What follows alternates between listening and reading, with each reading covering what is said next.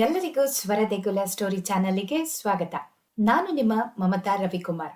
ಇವತ್ತಿನ ಕತೆ ಸಾಲ ಕೊಟ್ಟ ಬಾತುಕೋಳಿ. ಒಂದು ಕೆಸರಿನ ಕೊಳದಲ್ಲಿ ಹೆಣ್ಣು ಬಾತುಕೋಳಿಯೊಂದು ಸುಖವಾಗಿತ್ತು. ಒಮ್ಮೆ ಆ ದೇಶದ ರಾಜ ಆ ಕೊಳದ ಬಳಿಗೆ ಬಂದು ಕೊಳಕ್ಕೆ ಹಾರಿ ಜೀವ ಬಿಡೋದಕ್ಕೆ ಮುಂದಾದ. ಆಗ ಆ ಬಾತುಕೋಳಿ ಅಡ್ಡ ನಿಂತ್ಕೊಂಡು ಹೇಳ್ತು, ಆತ್ಮಹತ್ಯೆ ಮಹಾಪಾಪ. ನನ್ನನ್ನ ನೋಡು, ನಾನು ಕೆಸರಿನಲ್ಲಿದ್ರು ಕೂಡ ಎಷ್ಟು ಸುಖದಿಂದ ಬದುಕ್ತಾ ಇದ್ದೀನಿ. ನೀನ್ ನೋಡಿದ್ರೆ ರಾಜನ್ ಹಾಗೆ ಕಾಣಿಸ್ತಿದ್ಯಾ, ಯಾಕೆ ಸಾಯ್ತೀಯಾ ಅಂತ ಕೇಳ್ತು. ಅದಕ್ಕೆ ರಾಜ, ಈ ವರ್ಷ ಕ್ಷಾಮ ಬಂತು, ಆ ಕಾರಣದಿಂದ ಪ್ರಜೆಗಳು ತೆರಿಗೆನೆ ಕೊಟ್ಟಿಲ್ಲ. ಅರಮನೆಯ ಪರಿವಾರದವ್ರಿಗೆಲ್ಲ ಊಟ ಹಾಕೋದಕ್ಕೆ ಹಿಡಿ ಕಾಳು ಕೂಡ ಇಲ್ಲ. ಶತ್ರುಗಳು ಬಂದ್ರೆ ಎದುರಿಸೋದಕ್ಕೆ ಸೈನಿಕರಿಗೆ ಕೊಡ್ಬೇಕಾದ ಸಂಬಳಕ್ಕೂ ಗತಿ ಇಲ್ಲ. ಇಂತಹ ಅವಮರ್ಯಾದೆ ಬಾಳೋದಕ್ಕಿಂತ ಸಾಯೋದೇ ಮೇಲಲ್ವಾ ಅಂತ ಹೇಳದ ರಾಜ. ಅದಕ್ಕೆ ಬಾತುಕೋಳಿ ಹೇಳ್ತು, ನಾನು ಹಲವು ಚೀಲಗಳಲ್ಲಿ ಕಾಳುಗಳನ್ನ ಸಂಗ್ರಹಿಸಿ ಇಟ್ಟಿದ್ದೀನಿ. ನಿನಗೆ ಎಷ್ಟು ಬೇಕು ಹೇಳು, ಅಷ್ಟನ್ನ ನಾನು ನಿನಗೆ ಸಾಲವಾಗಿ ಕೊಡ್ತೀನಿ ಅಂತ ಹೇಳ್ತು ಬಾತುಕೋಳಿ. ರಾಜ ಕೇಳ್ದ, ಎಲ್ಲಿದೆ ಹೇಳು, ಬಂಡಿಗಳನ್ನು ತರಿಸಿ ನಾನು ಅವನ್ನೆಲ್ಲ ಅರಮನೆಗೆ ಸಾಗಿಸ್ತೀನಿ ಅಂತ ಹೇಳಿ ಕೇಳ್ದ.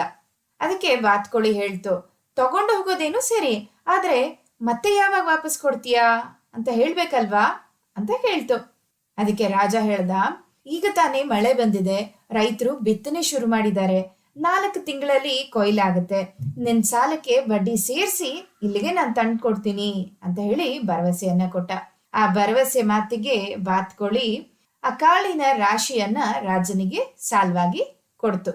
ಆ ಕಾಳನ್ನೆಲ್ಲ ರಾಜ ಅರಮನೆಗೆ ಸಾಗಿಸ್ಬಿಟ್ಟು ಎಲ್ಲ ಪ್ರಜೆಗಳಿಗೂ ಹಂಚಿ ತಾನು ಕೂಡ ಬಳಸ್ದ. ಆದ್ರೆ ಕೆಲವು ದಿನಗಳು ಕಳೆದ್ವು. ರಾಜ ಸಾಲವನ್ನ ವಾಪಸ್ ಕೊಡ್ಲೇ ಇಲ್ಲ. ಬಾತುಕೋಳಿ ಅರಮನೆಗೆ ಬಂದು ನನ್ ಸಾಲವನ್ನ ವಾಪಸ್ ಕೊಡು ಅಂತ ಹೇಳಿ ಕೇಳ್ತು. ಆಗ ರಾಜ ಅವನಿಗೆ ಏನು ನೆನಪೇ ಇಲ್ವೇನೋ ಅಂತ ಹೇಳಿ ನಟಿಸ್ದ. ರಾಜನ ಮೋಸ ತಿಳಿದ ಬಾತುಕೋಳಿಗೆ ಪಾಪ ದುಃಖ ಆಯ್ತು, ಸಿಟ್ಟು ಕೂಡ ಬಂತು. ಅದು ರಾಜನಿಗೆ ಹೇಳ್ತು, ನನಗೂ ಕೂಡ ಹಲವು ಸ್ನೇಹಿತರಿದ್ದಾರೆ, ನಿನ್ ಸಾಲ ವಾಪಸ್ ಕೊಟ್ಟಿಲ್ಲ ಅಂತ ಹೇಳಿದ್ರೆ ನಾನು ಆ ಸ್ನೇಹಿತರನ್ನೆಲ್ಲ ಕರ್ಕೊಂಡ್ ಬರ್ತೀನಿ ಅಂತ ಹೇಳ್ತು. ಆವಾಗ ರಾಜ ನಕ್ಬಿಟ್ಟು ಹೇಳ್ದ, ನಿನಗೆಂತ ಸ್ನೇಹಿತರು, ಅಬ್ಬಬ್ಬ ನೀನೇನು ಯಾವ ದೇಶದ ರಾಣಿ ಅಂತ ನಿನಗ್ ಸ್ನೇಹಿತರು ಇರ್ತಾರೆ ಅಂತ ಹೇಳಿ ಅಣಗಿಸ್ದ.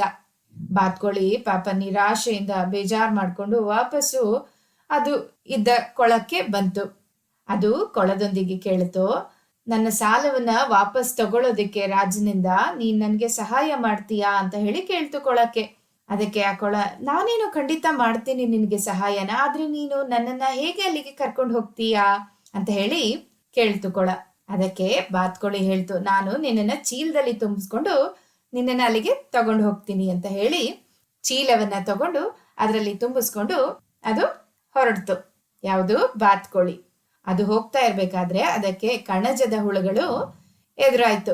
ಆವಾಗ ಬಾತುಕೋಳಿ ಅದರಿಂದ ಕೂಡ ಸಹಾಯ ಕೇಳ್ತು. ಅದು ಕೂಡ ಒಪ್ಕೊಳ್ತು.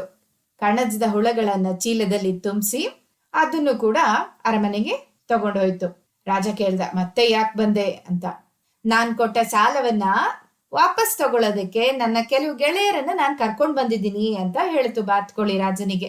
ರಾಜ ಅದಕ್ಕೆ ಕೋಪದಿಂದ ಸೇವಕರನ್ನ ಕರೆದುಬಿಟ್ಟು ಬೆಂಕಿ ದಗದಗ ಉರಿಯೋ ಒಲೆ ಮೇಲೆ ಮಡಕೆಯನ್ನ ಇಟ್ಟು ಅದ್ರೊಳಗೆ ಈ ಬಾತುಕೋಳಿಯನ್ನ ಹಾಕಿ ಬೇಯಿಸು ಅಂತ ಹೇಳ್ದ. ಸೇವಕರು ರಾಜ ಹೇಳ್ದ ಹಾಗೆ ಮಾಡೋದಿಕ್ಕೆ ಸಿದ್ಧ ಮಾಡಿದ್ರು. ಬೆಂಕಿಯನ್ನ ಇಟ್ಟು ಅದನ್ನ ಬಾತುಕೋಳಿಯನ್ನ ಮಡಕೆಗೆ ಹಾಕ್ಬೇಕು ಅನ್ನೋಷ್ಟ್ರಲ್ಲಿ ಬಾತುಕೋಳಿ ಹೇಳ್ತು, ನೀರಣ್ಣ ಬಾ ಕಾಪಾಡು ಅಂತ ಹೇಳಿ ಕೂಗ್ತು.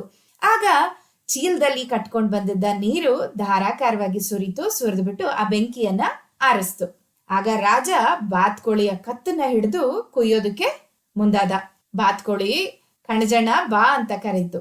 ಆಗ ಎಲ್ಲ ಕಣಜದ ಹುಳುಗಳು ಬಂದು ರಾಜನಿಗೆ ಒಂದೇ ಸಮನೆ ಕುಟ್ಕೋದಕ್ಕೆ ಶುರು ಮಾಡ್ತು. ಅದ್ರ ವಿಷದಿಂದ ರಾಜನ ಇಡೀ ದೇಹ ಕುಂಬಳಕಾಯಿ ತರ ಊದ್ಕೊಂಡ್ಬಿಡ್ತು. ರಾಜ ಗೋಳಾಡ್ತಾ ಇದ್ದ, ನನ್ ಜೀವ ಉಳಿಸು, ನಿನ್ ಸಾಲನ್ನ ನಾನು ವಾಪಸ್ ಕೊಟ್ಬಿಡ್ತೀನಿ ಅಂತ ಹೇಳಿ ಬೇಡ್ಕೊಳ್ತಾ ಇದ್ದ. ಆವಾಗ ಬಾತುಕೋಳಿ ಹೇಳ್ತು, ನಿನ್ ಖಜಾನೆಯ ಬೀಗದ ಕೈ ಗೊಂಚಲನ್ನ ನನಗೆ ತಂದ್ಕೊಡು, ನಾನು ನಿನ್ ಜೀವ ಉಳಿಸ್ತೀನಿ ಅಂತ ಹೇಳಿ ಹೇಳ್ತು. ರಾಜ ಕೀಲಿಕಾಯಿನ ಅದ್ರ ಕೈಗೆ ತಂದ್ಕೊಟ್ಟಾಗ ಅದು ಯಾವುದು? ಬಾತುಕೋಳಿ ಆ ಕೀಲಿಕಾಯಿಯನ್ನ ಹಿಡಿತಿದ್ದಂಗೆನೆ ಒಂದು ಚಂದದ ರಾಜ್ಕುಮಾರಿ ಆಯ್ತು. ರಾಜನಿಗೆ ಆಶ್ಚರ್ಯ ಆಯ್ತು. ಬಾತ್ಕೋಳಿ ಹೆಣ್ಣಾಗೋದು ಅಂದ್ರೆ ಏನು ಅಂತ ಹೇಳಿ ಕೇಳ್ದ. ಆಗ ಅದು ಹೇಳ್ತು, ಅದು ಅಂದ್ರೇನು, ಬಾತುಕೋಳಿ ರಾಜ್ಕುಮಾರಿಯಾಗಿತ್ತಲ್ಲ. ರಾಜ್ಕುಮಾರಿ ಹೇಳಿದ್ಲು, ನಿನ್ನಪ್ಪ ಮಾತುಗಾತಿಯರ ಮೂಲಕ ನನ್ನ ರಾಜ್ಯವನ್ನ ಕಬಳಿಸೋದಕ್ಕೆ ನನ್ನನ್ನ ಬಾತ್ಕೋಳಿಯಾಗಿ ಮಾಡಿದ್ದ. ಈ ಕೀಲಿಕೈ ಗೊಂಚಲಲ್ಲಿ ಆ ರಾಜ್ಯದ ಕೀಲಿಕೈ ಕೂಡ ಇದೆ. ಅದು ನನ್ನ ಕೈ ಸೇರಿದ ತಕ್ಷಣ ನನಗೆ ಮೊದಲಿನ ಜನ್ಮ ಬರುತ್ತೆ ಅಂತ ಹೇಳಿ ನನಗೆ ಗೊತ್ತಿತ್ತು. ಈಗ ಮೊದಲಿನ ರೂಪ ಬಂದಿದೆ ಅಂತ ಹೇಳಿದ್ಲು ರಾಜ್ಕುಮಾರಿ. ನಾನು ಈಗ ನನ್ನೂರಿಗೆ ಹೋಗ್ತೀನಿ ಅಂತ ಹೇಳಿ ರಾಜ್ಕುಮಾರಿ ತನ್ನೂರಿಗೆ ಹೊರಟ್ಲು.